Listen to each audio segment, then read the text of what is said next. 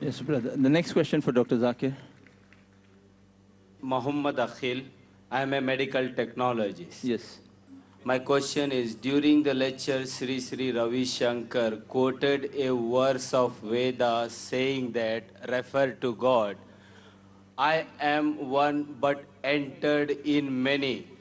So, how far you take it? If you don't take it, please narrate.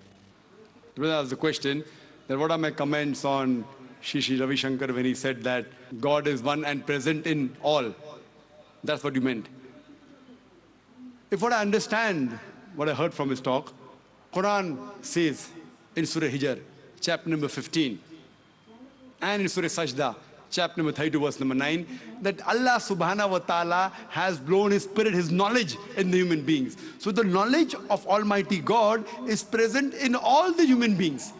So if we have to combine and conciliate, come to common terms, what is mentioned in the Vedas and the Quran, as the Quran says that Allah subhanahu wa ta'ala, Almighty God, has put His knowledge.